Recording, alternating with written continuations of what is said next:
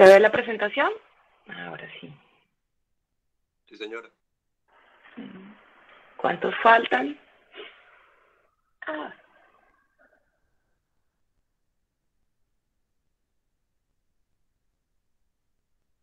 ¿Qué pasa aquí? Faltan como 6, más o menos. ¿Y si se irán a conectar?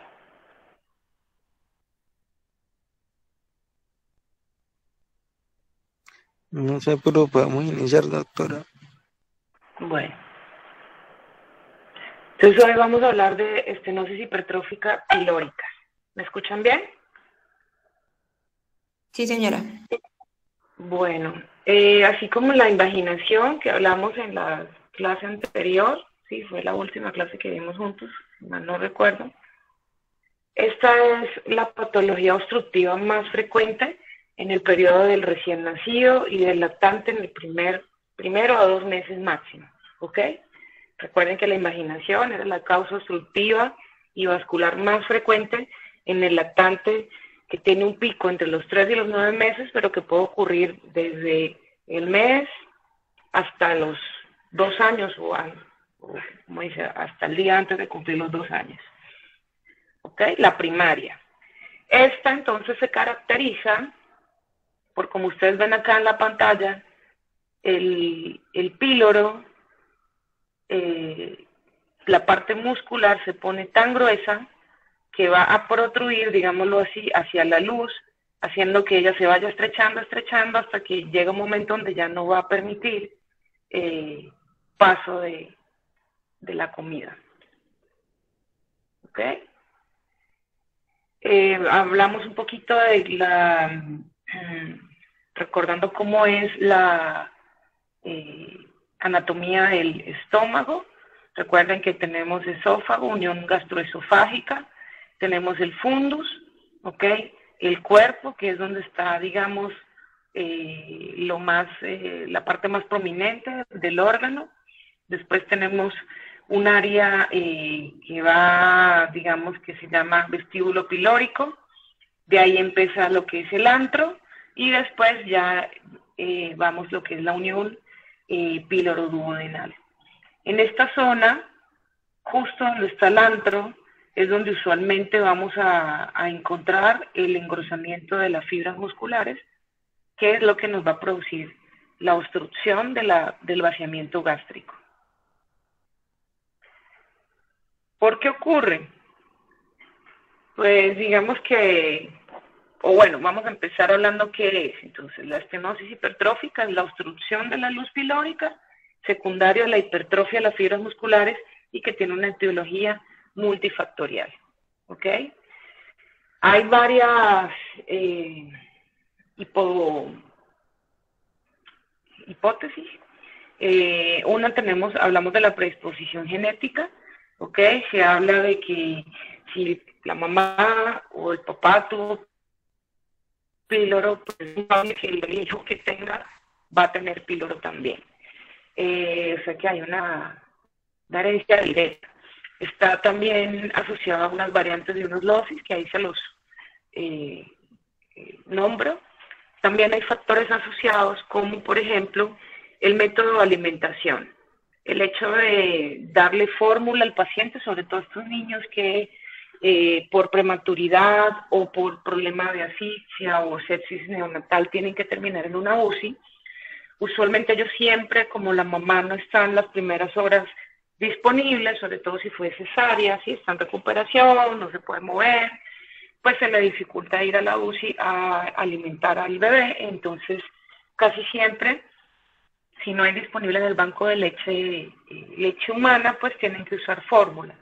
Las fórmulas, recuerden que tienen la característica de que son hiperosmolares, es decir, son más espesas, digámoslo así, y eso hace que sea un poco más difícil de digerir para el niño, que ya de por sí tiene un sistema inmaduro, ¿verdad? Y que no tiene una buena coordinación, y lo que va a hacer que, digamos, aumente el riesgo de que el músculo pilórico se ensanche por el efecto de la hiperperistalsis.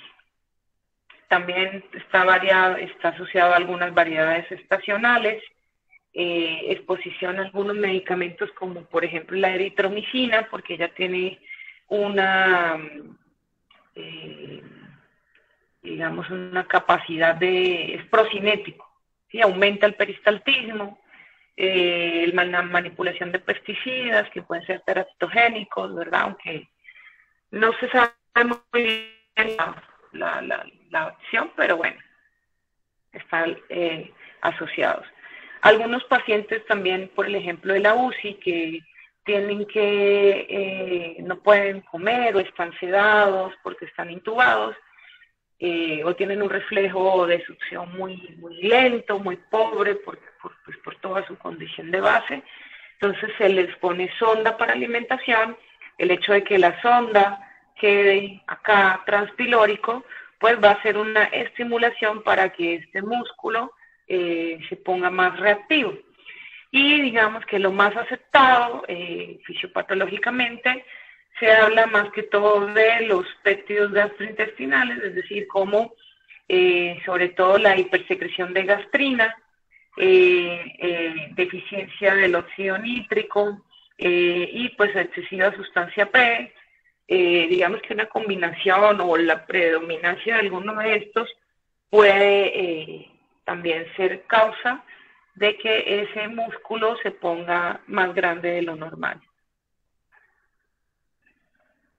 Entonces, en la patogenia, pues ya saben, no tenemos una causa específica, sino que todas esas causas pueden estar desarrolladas o más de una de esas causas puede estar presente en el caso particular. ¿Qué pasa? El niño nace, ¿verdad? Y después de que nace, esos factores que están presentes empiezan a hacer que las células se pongan grandes y se multipliquen, ¿verdad? Sobre todo lo que es el antro y en el área región pilórica, y ese crecimiento va a hacer que ocurra una obstrucción del lumen, haga edema, ¿verdad?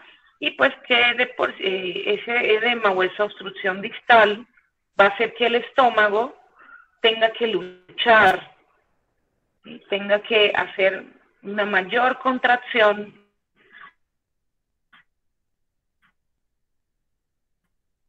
para vencer esta obstrucción, y eso va a hacer que se vaya cada vez más grande, ¿ok? Cada vez más grande y ocupando mayor espacio en la cavidad abdominal. Lo que se va a traducir en un paciente que va a tener un abdomen excavado, ¿verdad? Y que va a tener un abdomen que va a tener aumento de volumen digamos, en base o a expensas de ese gran estómago. El estómago, digamos, en la base de la cirugía bariátrica, pues el estómago es un músculo que se puede distender, ¿verdad? Dilatar y se estira. Entonces, en la cirugía bariátrica que hacemos, cortamos, ¿verdad? Hacemos una gastrotomía, quitamos un pedazo del estómago para disminuir la luz, o sea, el tamaño, y que el paciente que estaba acostumbrado a comer grandes cantidades, pues ya pueda comer poquita y eso lo obliga a adelgazar, ¿sí?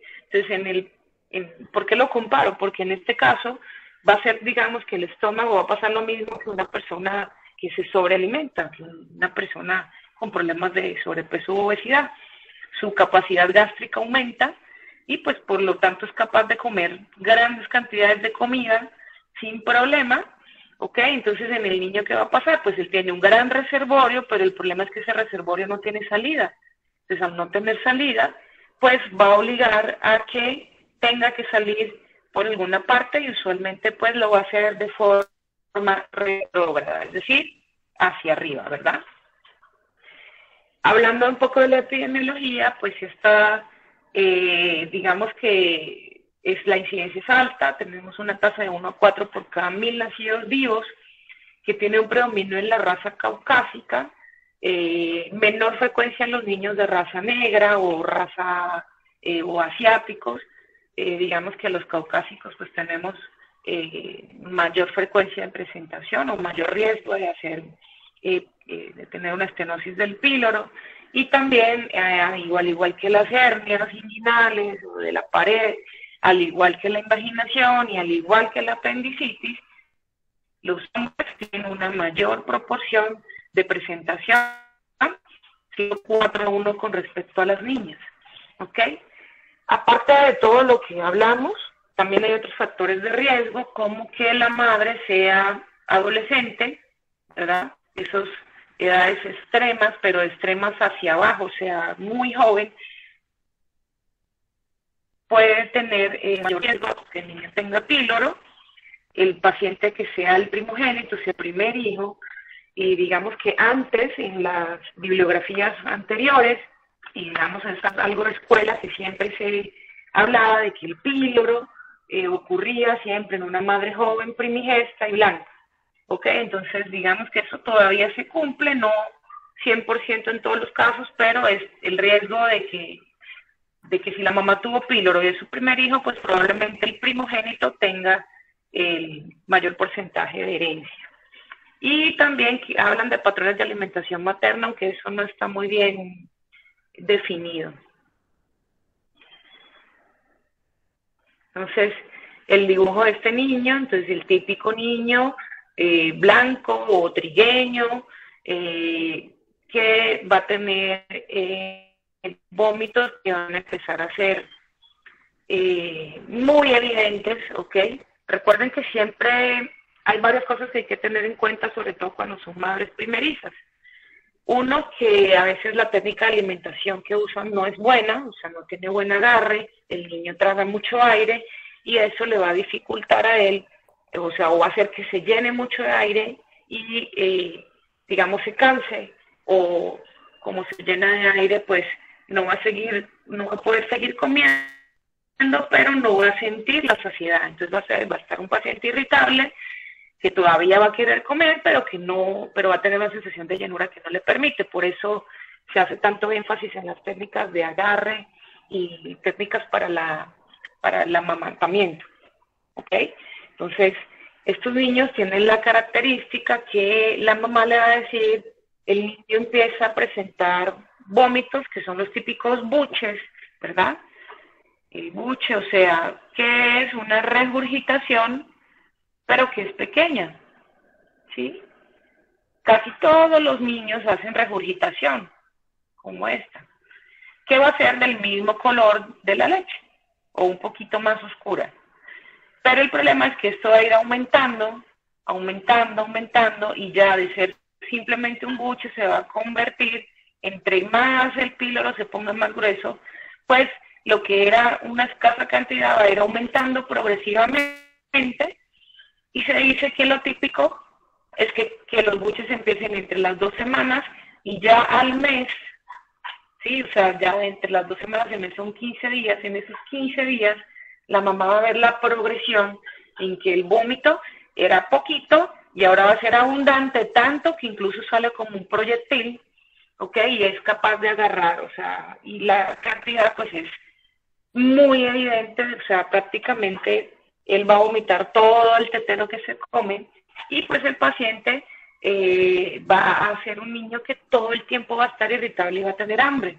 Entonces uno dice, pero ¿por qué si le acabo de dar la leche? Pero la mamá se da cuenta que toda la vomita, entonces es un círculo vicioso donde el paciente nunca va a tener una saciedad porque la comida no pasa, sino que toda la devuelve.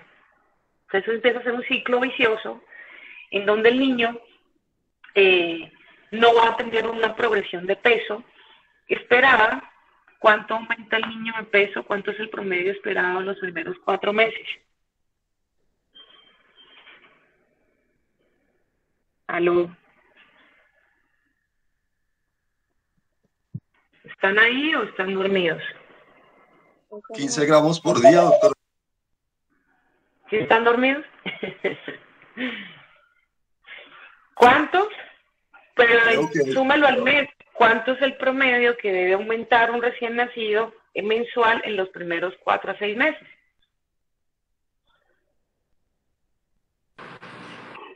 ¿25 a 30 gramos al día? Lo estoy preguntando mensual.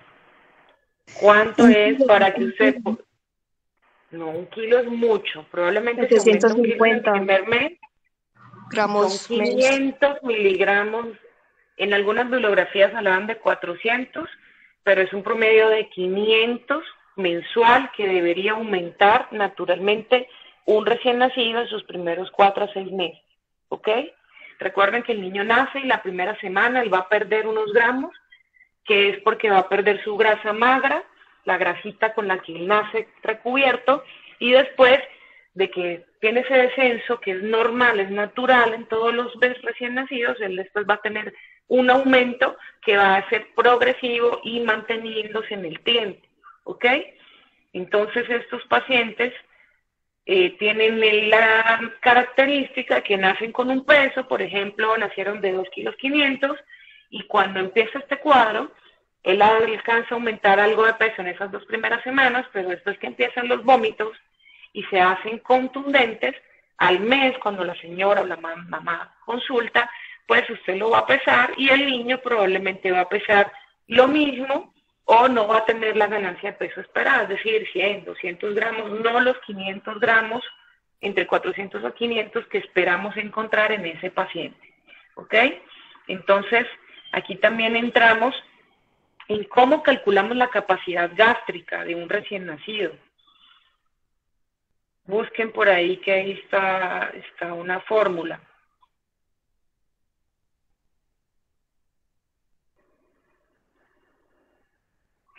Estoy buscando yo también, que se me olvida siempre.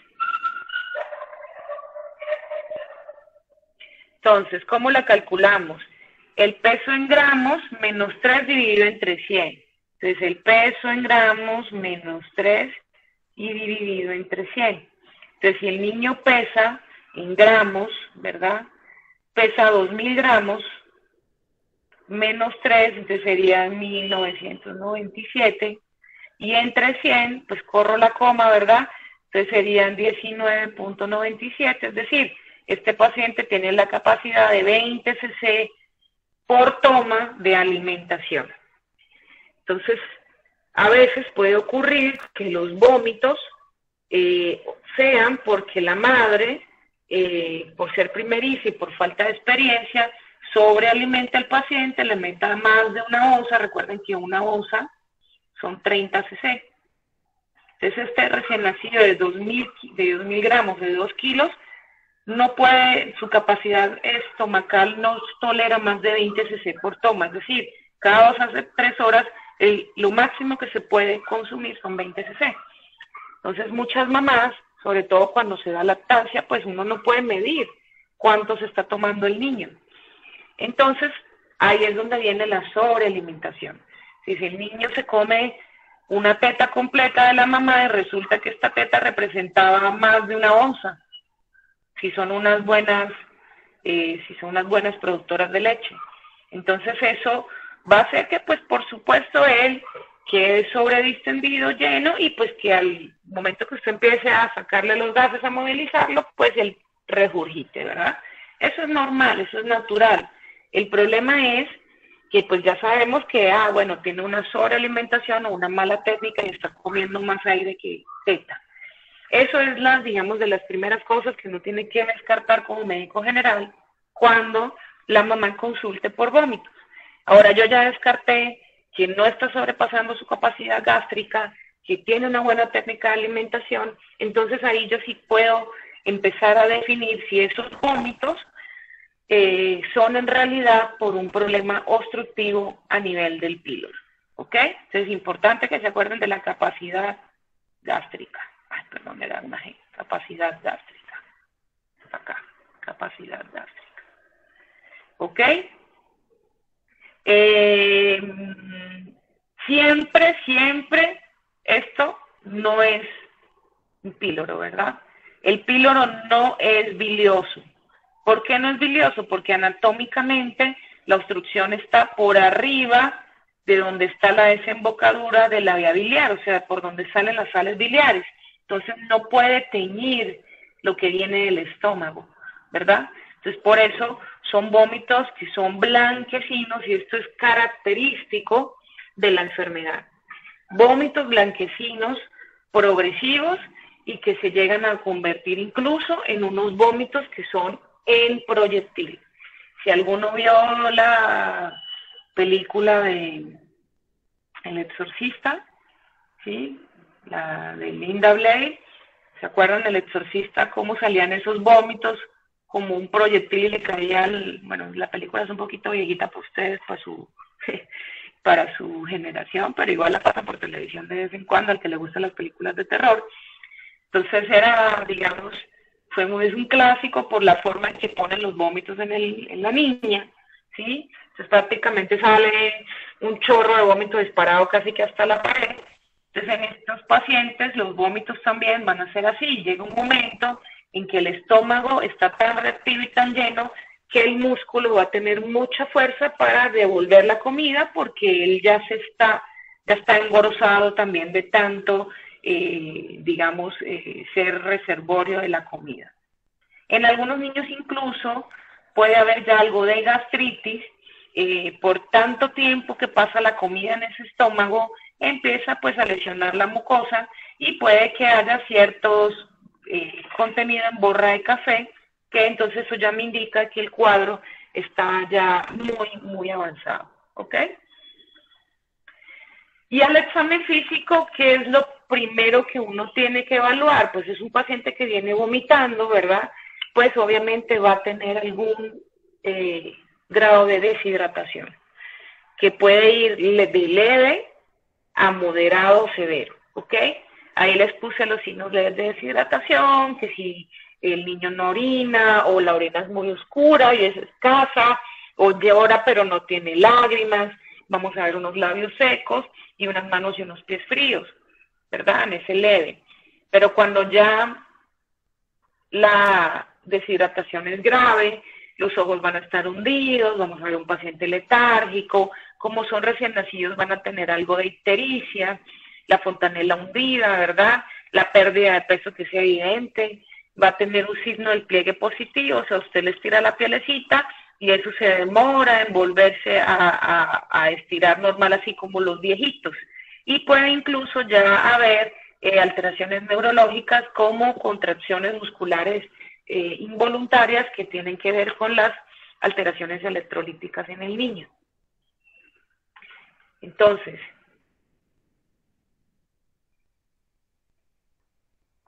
esto es de lo más característico que vamos a ver cuando hacemos la inspección del abdomen. Entonces, ya nosotros verificamos, hicimos toda nuestra anamnesis, entonces, es la típica madre primeriza, adolescente, que ahorita en el último estudio que vi por ahí decía que en Colombia en los últimos años se ha aumentado el 60% de los embarazos adolescentes, que eso es una cifra sumamente preocupante porque comparado con otros países ha disminuido marcadamente el embarazo en edades tempranas, en cambio acá se ha disparado como que si, mejor dicho, el mundo se va a acabar, vamos a fornicar, ¿no? Entonces, pues en su práctica o su futura práctica, pues ustedes van a ver generaciones muy jóvenes reproduciéndose. Entonces probablemente puede que la incidencia de este tipo de malformaciones se aumente en nuestro medio. Entonces al examen físico la deshidratación pues va a depender qué tanta duración tenga o que en qué momento consulte la mamá. Esto es muy típico de las ondas peristálticas, como les digo, ustedes van a ver que en el hemiabdomen inferior casi va a ser un abdomen que prácticamente va a estar excavado, vacío. En cambio, del ombligo para arriba vamos a ver esto. Vamos a ver un abdomen que está bombado y que incluso puedo ver cómo la onda peristáltica viene de izquierda a derecha, tratando y recuerden que la pared abdominal de estos bebés es muy delgadita, entonces todo lo que está dentro se va a transparentar o va a ser evidente. Entonces vamos a ver cómo la onda va y cómo, digamos, cómo llega hasta cierto punto y se pierde, ¿ok? Es decir, que no se llega hasta el intestino. Lo otro que podemos palpar al examen físico es el píloro, es decir, así como ustedes ven que el estómago está acá, acá probablemente está la parte que está engrosada, que es la oliva pilórica, pero como ustedes ven, aquí encima también está el hígado. Entonces, es a veces un poco difícil palparlo, porque si el paciente está llorando y está haciendo presión abdominal, no me va a permitir meter la manito para poder tocarlo. Entonces, ¿qué tengo que hacer? Ponerle algún chupito, ¿verdad? Para que el niño esté más tranquilo. Metemos la manito por acá, ¿verdad? Mi manito. Voy a irme por debajo del reborde costal y por debajo del borde hepático y me voy del lado derecho hacia el lado izquierdo en la línea media. Y si yo palpo ahí una pelotica dura, pues quiere decir que estoy palpando la oliva pilórica, ¿ok? Entonces la oliva pilórica yo la voy a marcar, la voy a buscar por el lado derecho. Por el lado izquierdo yo voy a visualizar la onda peristáltica, ¿ok? Por acá, por arriba, o por el norte del paciente, que voy a tener los vómitos no biliosos, ¿verdad? Progresivos. ¿Y qué creen ustedes que pase por el sur, es decir, por abajo? ¿Qué creen ustedes que pase en ese paciente? No habrá heces, Exacto, si no hay comida que pase al intestino, lo que pasa es muy mínimo, pues las deposiciones también van a ser poquitas. Entonces son escasas o incluso cuando ya está muy avanzado son nulas. El niño prácticamente va a llevar días que no hace popó, cosa que es sumamente rara en un recién nacido, porque recuérdense que el recién nacido come y caga, come y caga. Eso es que en los primer mes prácticamente se puede gastar hasta 5 o 7 pañales al día, cosa que es lo que nos tiene llenos de basura a nivel mundial. Por eso es mejor que no se reproduzcan ahorita niños. Algún día vamos a nadar entre pañales sucios y toallas higiénicas. Recuerden que ese tipo de plástico no se puede pasar unos 200 años para que se pueda degradar. Entonces, estos pacientes, pues va a ser raro un recién nacido que come mucho, pero que nunca se llena, que no sube de peso, que tiene un hemiabdomen abombado y que usted lo va a ver amarillito, deshidratado, decaído. Ese es el típico píloro. Ya les digo, siempre hablamos de una edad media, entonces casi siempre al mes o cuando el niño está cerca de cumplir el mes es la época donde la mamá consulta, ¿ok? Si yo palpo el píloro, esto es definitorio en el examen físico de que sí es un píloro. O sea, si yo lo logro palpar, ya tengo el diagnóstico asegurado, ¿ok?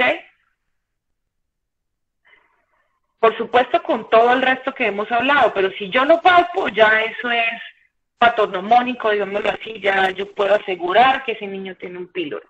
Pero como les digo, no es fácil palparlo. De hecho, yo en mi práctica creo que he logrado palpar a 2 o 3 de todos los que he operado. Entonces, ahorita volvemos a hacer... perdón que no sé cómo borrar lo que he rayado. Trae lápiz, a ver. Herramientas de lápiz. Acá está.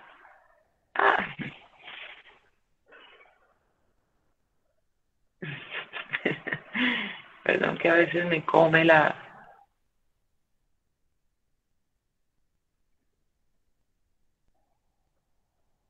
Bueno, seguiré. En la próxima lámina se las muestro. Entonces, ¿qué voy a pedirle yo a este paciente?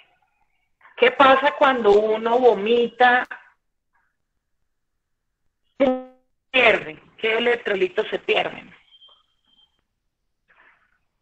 Potasio.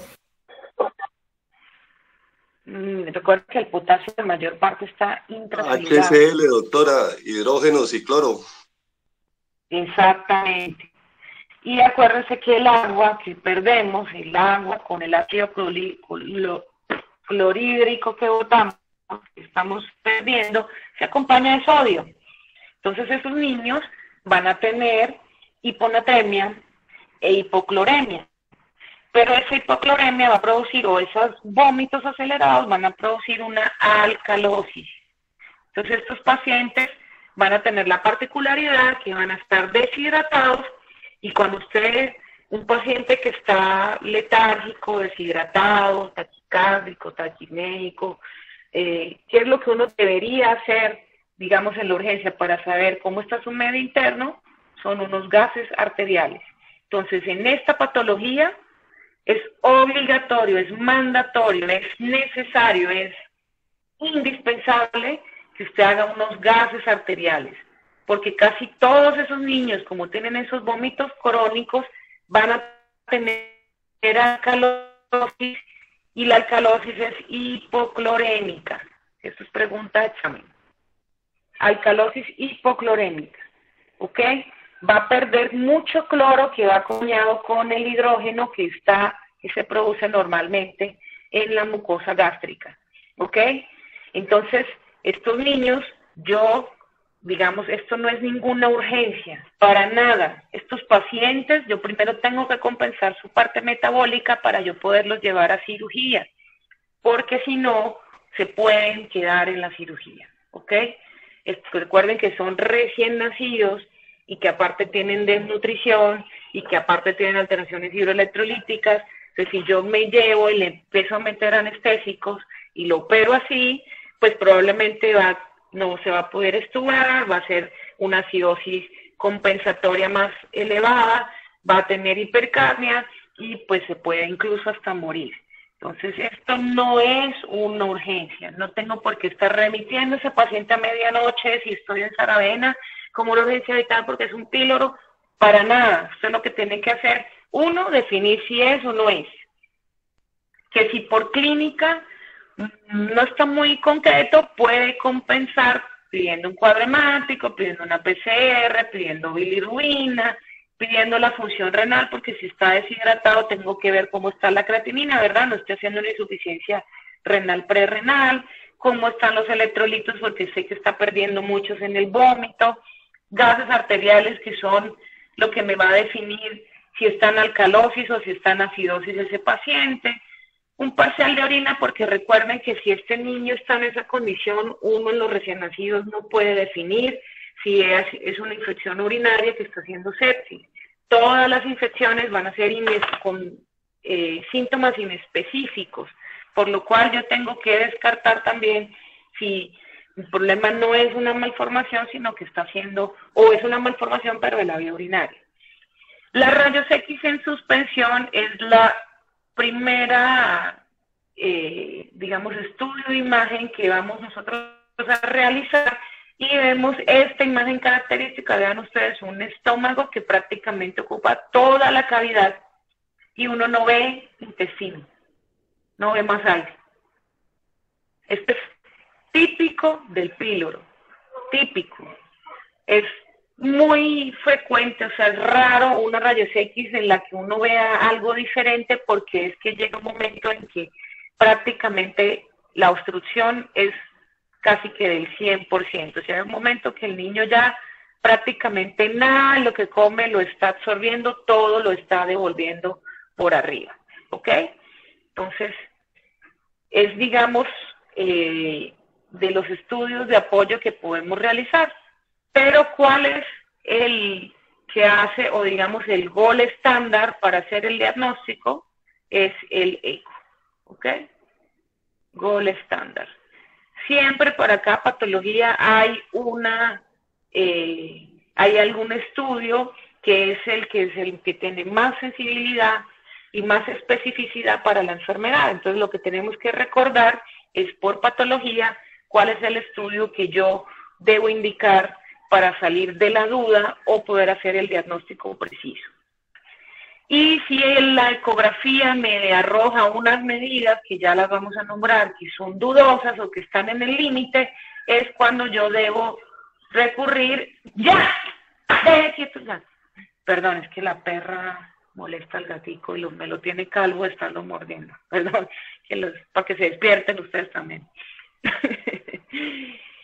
Si la ecografía no es concluyente o la persona el experto que la hizo, usted no le tiene confianza porque las medidas que le está dando no son o están muy en el límite, pues es cuando yo debo decidir hacer unas rayos X de vías digestivas para poder terminar de definir, y usualmente es el cirujano, ¿ok? Para poder llegar a la conclusión si el paciente debe o no debe ir a cirugía. Entonces, la ecografía ¿qué es lo que yo debo encontrar? Ya va, discúlpenme un segundo. ¿Va a seguir jodiendo? ¿Va a seguir? Para allá. La voy a amarrar. A ver. ¿Va a seguir jodiendo? Entonces se queda amarrado. Carajo. Y usted deje de joder también. Vaya. Cómala y dejen la joda. Perdón. Son 2 minutos de estiramiento para que nos despertemos porque la mañana está como perezosa. Entonces la ecografía me debe medir varias cosas. Ella, como todo en el eco, va a tener una visión transversa y una versión longitudinal, o sea que lo va a ver a lo largo, ¿sí? Y una visión transversa que lo va a ver a lo ancho, ¿ok? Entonces, tanto en la longitudinal como en la transversa, él nos debe especificar cuánto mide, este es el músculo, cuánto de espesor tiene el músculo y cuánto de longitud de esa oliva pilórica hay, ¿ok? Entonces, si esto es 4 o mayor a 4, es definitor, o sea, es una medida para píloro. Y si la longitud es 16 o mayor de 16, estamos hablando de un píloro. Esto en un paciente a término, en un recién nacido a término.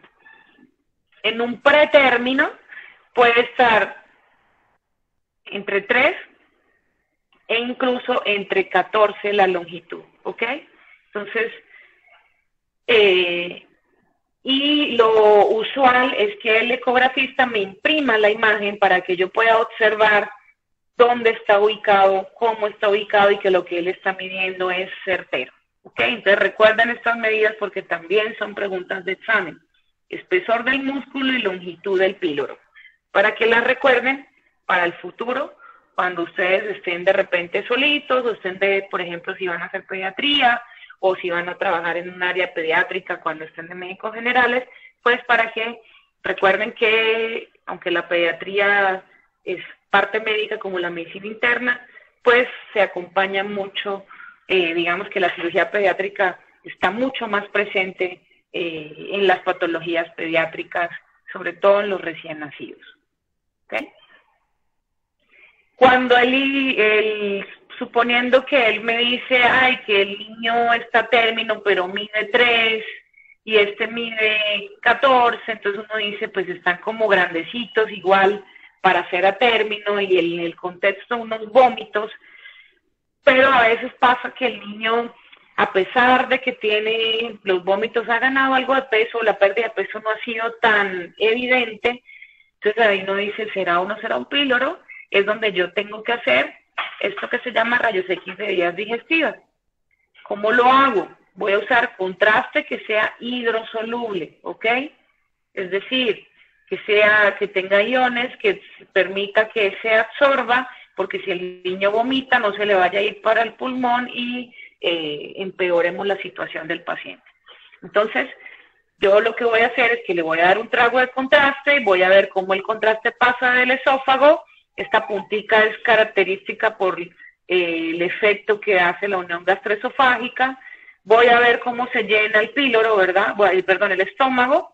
Y él debería vaciar rápido. O sea, si esto baja en 5 a 10 minutos, ya deberíamos estar empezando a ver cómo el contraste pasa hacia el área distal. Entonces podemos ver miren que no pasa absolutamente nada.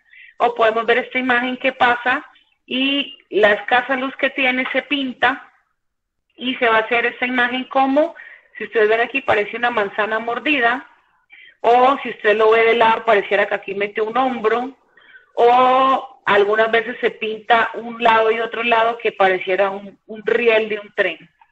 Todos esos signos son característicos de una estenosis hipertrófica del píloro. Entonces ya saben, estas rayos X de vías digestivas solamente lo hacemos en el caso de que la ecografía no sea concluyente, yo tenga duda, o el cuadro clínico no sea tan concluyente tampoco, entonces antes de decidir someterlo a una cirugía, pues yo puedo complementar con unos rayos X. ¿Ok? ¿Estamos claros hasta ahí? ¿Preguntas hasta ahí? ¿Aló? No, señora, ninguna. Bueno, este cuadro, igual que la invaginación, es muy fácil de diagnosticar. ¿Ok? Porque la edad es característica, los vómitos son característicos. Más adelante les voy a nombrar otras patologías con las que vamos a hacer diagnóstico diferencial, pero pues que son fáciles de hacer el diagnóstico. Entonces, el tratamiento. Muchas bibliografías anglosajonas, digamos, o el manejo en Estados Unidos o en países desarrollados, ellos no suspenden la alimentación, ¿verdad? Porque, pues, como tienen que pasar un periodo entre que el niño compensa, ¿verdad? Donde yo estoy haciendo la corrección hidroelectrolítica, pues ellos dicen que no vale la pena quitar la vía oral, porque a veces esta compensación puede durar 1 o 2 días, incluso, para que el niño normalice esos valores. Entonces ellos consideran que suspender la alimentación enteral, pues no es beneficioso, el paciente va a estar más irritable, va a tener digamos, más hambre, va a estar más inquieto. Entonces, nosotros acá, digamos, ¿qué hacemos? Pues si el niño está muy grave o la deshidratación es muy severa, yo coloco una sonda para vaciar estómago, ¿verdad? Para que el estómago, lo que quede de leche ahí, no lo esté regurgitando y no se lo pueda broncoaspirar, porque recuerden que una vez que el paciente entra al área donde yo estoy, ya es mi responsabilidad. O sea, lo que pase de ahí para adelante me compete y me concierne, pues me compromete. Entonces, pues digamos que si usted está solito, en un área lejos, y le llega un paciente así, usted está sospechando un píloro, pues yo lo mejor, lo que yo le recomiendo es que le ponga la sondita, que en estos casos va a ser orogástrica, ¿ok? Oro por la edad, menores de 6 meses es oro, porque ellos respiran nasal.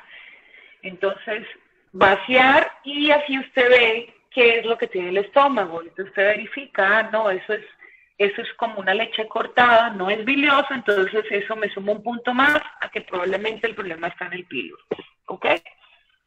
Y evito el riesgo de broncoaspiración. Después de que yo hago mis líneas generales, suspendo la vía oral, pongo mi sondita, debo colocar un acceso venoso que preferiblemente háganlo en el dorso de las manos o en los pies, por eso les puse ahí la foto, para preservar las venas grandes y la mediana para colocación de epicutáneo si es necesario en ese paciente, ¿ok? La reanimación hídrica inicial la podemos hacer con bolos que pueden ir de 10 a 20 cc. Como son recién nacidos, yo les recomiendo que empiecen con bolos pequeños y que los pasen en un tiempo más largo, no como en la apendicitis, que los podemos pasar de inmediato porque son niños más grandes y son cuadros que son osos, ¿verdad? Y que hacen tercer espacio. En este caso, él no hace mucho tercer espacio y recuerden que él tiene mayor cantidad de agua, porcentaje de agua, entonces es mejor pasar los bolos más lento, 30 minutos a 1 hora incluso, ¿ok? Para no hacer una reposición una sobrecarga de volumen y que el niño se le haga una complicación como por ejemplo un edema de pulmón, ¿verdad? Después de que yo ya tengo mis gases, verifico qué tipo de corrección tengo que hacerle al paciente. Entonces, si debo corregir cloro con la hidratación o si solamente con la hidratación de base es suficiente o si debo aportarle más a esa hidratación. Muchos de ellos, por el estado que no pasa la comida, tienden a hacer hipoglicemias e incluso hipoalbuminemia, porque como no está absorbiendo lo que come, pues las proteínas en la sangre van a estar bajas y probablemente también la glicemia en sangre va a estar baja. Sobre todo los que uno ve deshidratado severo o que ya hay letargo, pues ese aletargamiento puede ser también porque esté combinado con una hipoglicemia aparte de la deshidratación severa. ¿Ok? Según la bibliografía, los electrolitos deberían revisarse cada 6 horas. acá en nuestro medio no se cumple, por lo menos cada 12 horas a 24 horas está haciendo laboratorios, no son tan específicos como 6 horas, pero al menos debería tener 2 controles al día, sobre todo si están muy, muy alterados, para yo poder saber si lo que yo estoy reponiendo está haciendo efecto o no, ¿ok? ¿Hasta ahí entendido?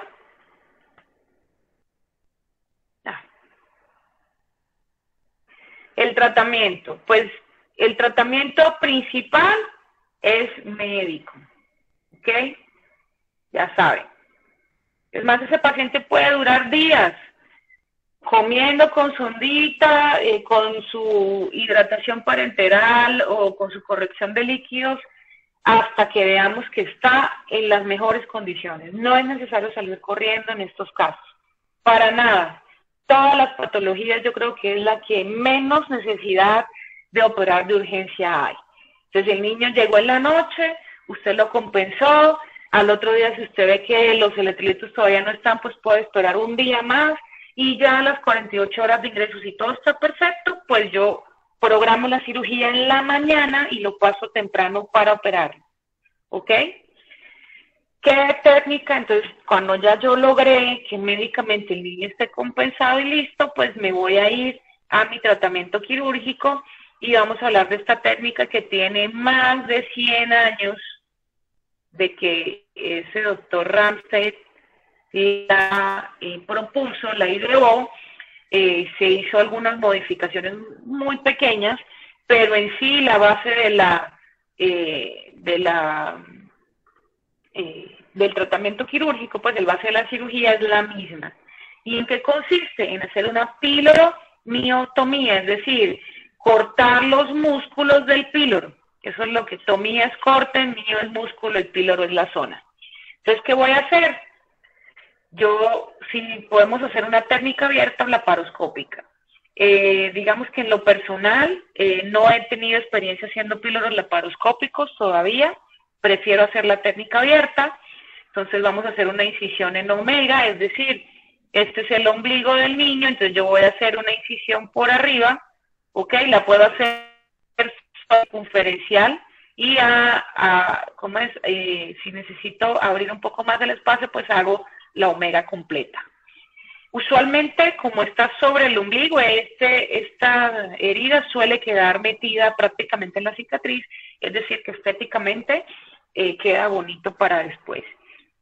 Yo abro acá y después de que abra e ingrese a la cavidad, aquí voy a encontrarme el ligamento. ¿Qué ligamento es este que va ligado? ¿Redondo? ¿Y qué es qué? No. ¿Qué es eso? La vena. La vena que va en el cordón espermático, no, perdón, el cordón umbilical, se va a ir hacia arriba y se va a convertir en el ligamento redondo del hígado, y las arterias se van a ir hacia abajo y se van a convertir en los ligamentos inguinales, ¿ok? Entonces, cuando yo abro aquí, lo primero que me voy a encontrar es ese ligamento, que si es un recién nacido, aún no se debe haber obliterado por completo, o sea que todavía puede haber sangrado, entonces esto lo tenemos que ligar. Después de que yo ligo eso y entro a la cavidad, me voy a encontrar el estómago, acá grandísimo. Entonces yo voy a agarrar el estómago y lo voy a viscerar, me lo voy a traer. Y cuando me lo traiga, voy a empezar a buscar la región antral para poder llegar al píloro. Y hacemos esto. Cuando logro sacar el píloro, voy a ver esa imagen, es un acarado, se va a ver bien blanco y bien grueso, y que cuando yo lo tomo con una pinza, con mis deditos, esto es la maniobra, para que él no se vuelva a ir hacia adentro de la cavidad, yo lo tomo como una pinza y voy a poder sentir entre mis dedos hasta dónde llega la parte dura, pues la parte que está hipertrofiada del músculo. Y esa sensación táctil me va a decir a mí hasta dónde debo yo hacer la incisión.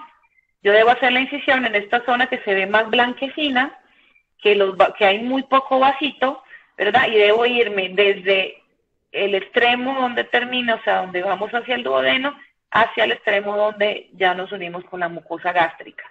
Con mucho cuidado de no irme más allá, porque si me voy muy allá voy a perforar la mucosa gástrica, o si me voy muy acá puedo perforar la mucosa duodenal.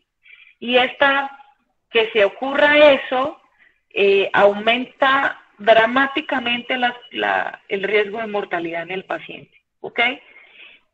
Entonces, ¿qué voy a hacer yo? Yo hago una incisión y después con una pinza, un mosquito, por la parte de atrás, me voy a meter y la voy a abrir, ¿verdad? Voy a abrir mi pinza y voy a separar ese tejido muscular, y cuando yo lo separo, recuerden que el estómago tiene también varios planos, tiene las serosas, tiene la muscular longitudinal, tiene la muscular circunferencial, después viene el plano submucoso y la mucosa.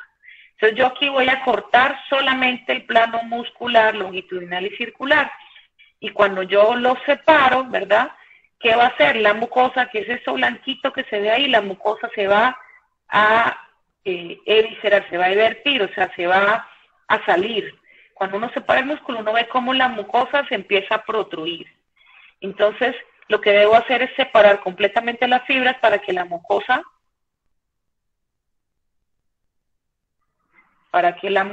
pueda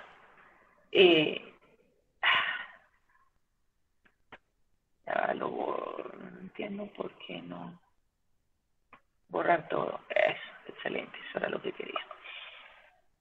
Entonces, para que ustedes vean cómo la mucosa sale y es ese color como palidito, y acá yo ya sé, o sea, digamos, cuando yo siento lo durito, sí creo que ahí, digamos, uno va a sentir que aquí queda como un pedacito, hasta ahí es mi límite, y acá va a quedar como un pedacito, hasta ahí es mi límite. No debo abrir más porque si no voy a romper los planos mucosos.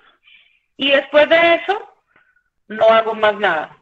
Eso es toda la cirugía. Hacer un corte en la fibra, separar el músculo y dejar que la mucosa quede libre para que así permita que pueda pasar la mejor cantidad de comida, una mayor cantidad de comida que la que el músculo no permitía pasar antes. Esa es la cirugía.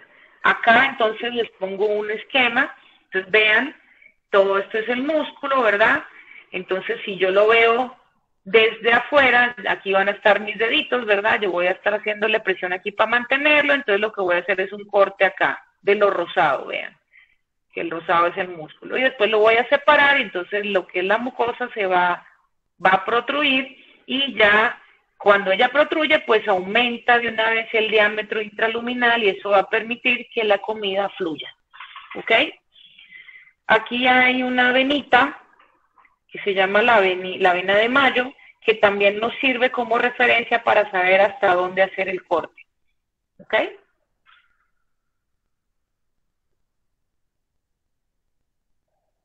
Entonces así se ve, y es tan específico porque se ve bien redondito y bien nacarado, es su característica. Ustedes van a ver que lo demás es nacarado, pero no tan blanco y tan llamativo como este. Ahora también la podemos hacer laparoscópica. El problema de la laparoscópica es que uno pierde esa sensibilidad táctil para saber hasta dónde llega lo que está durito, ¿ok? Lo que está hipertrofiado, pero pues recuerden que como aumentamos 4X, es decir, la visión está bien aumentada, pues digamos que en vez de ser un enfoque táctil va a ser un enfoque visual, que yo le voy a dar laparoscópico para saber hasta dónde hacer el corte. Creo que, pues no he visto, creo que Villamizar es el que ha hecho por ahí píloros laparoscópicos, pero la mayoría acá en el hospital los hacemos abiertos. Cuidados quirúrgicos, pues si no hay complicación o no hay perforación, porque ojo, ¿qué pasa con esta perforación? Si yo me doy cuenta que el momento de la cirugía la reparo, e incluso agarro un pedacito de piplón y se lo pego ahí para que sirva como parche. El problema es cuando yo perforo y no lo veo.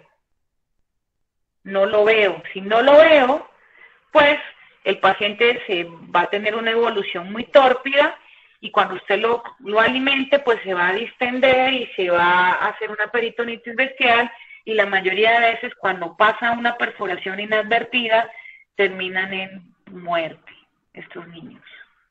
Entonces, digamos que hoy en día las complicaciones de una cirugía bien hecha son 0%, es decir, la tasa de mortalidad de estos pacientes es un 0%, porque esas complicaciones de perforación son muy raras, pero las pocas, muy pocas que ocurren, son casi 100% mortales. Entonces, digamos que va como de un extremo a otro, ¿no? Por eso es que hay que tener un sumo cuidado cuando hago el corte o la piloromiotomía. Mucho cuidado para no lesionar lo que no debo lesionar. Si no hay complicación, a las 8 o 12 horas está comiendo, siempre, acuérdense que el estómago no se va a volver a su estado natural en esas horas, él le va a tomar días para volver, o incluso hasta meses, para volver a tener más o menos el tamaño que debería tener.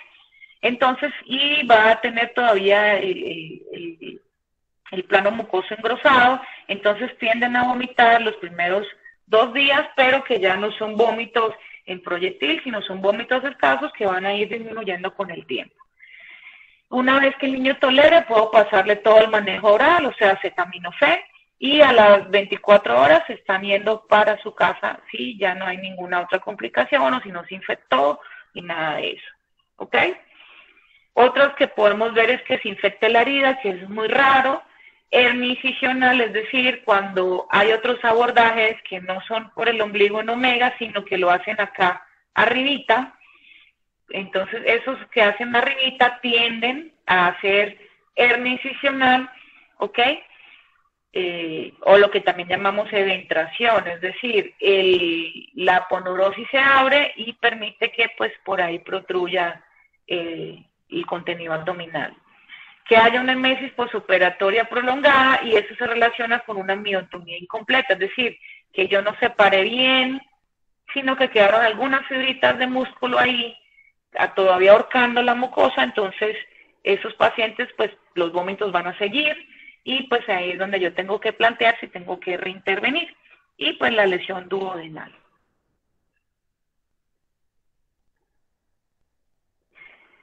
Diagnósticos diferenciales cuando son vómitos que son no biliares.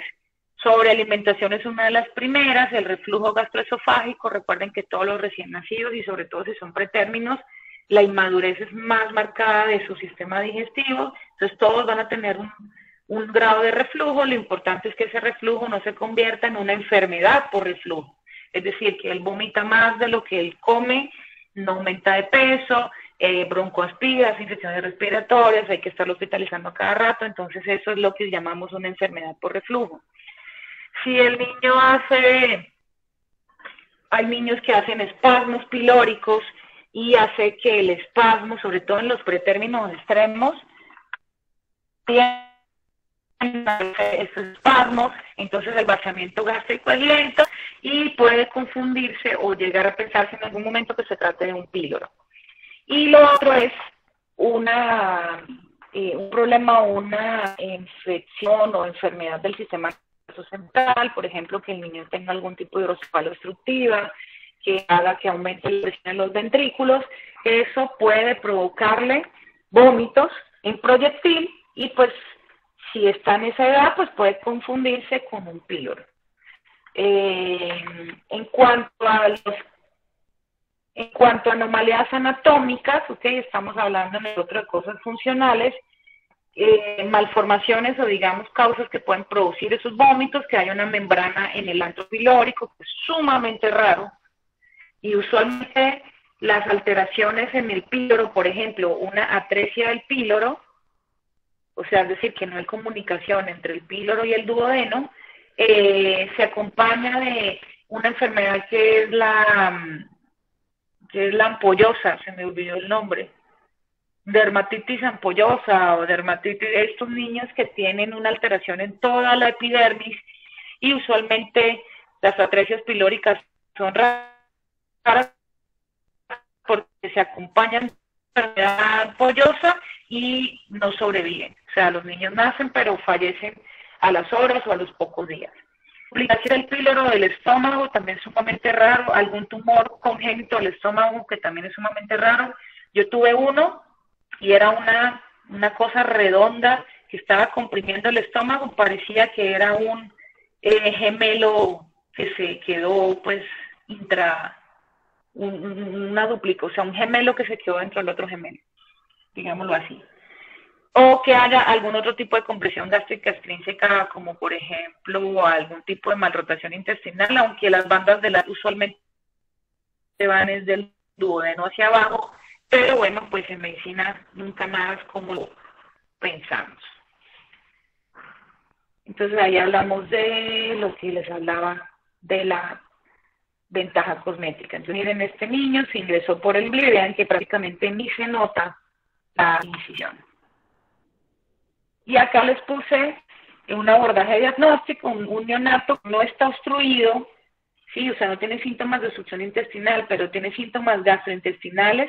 Yo debo pensar, por ejemplo, en una enterocolitis, en un reflujo gastroesofágico o un reflujo fisiológico, u otros problemas como el espasmo del píloro.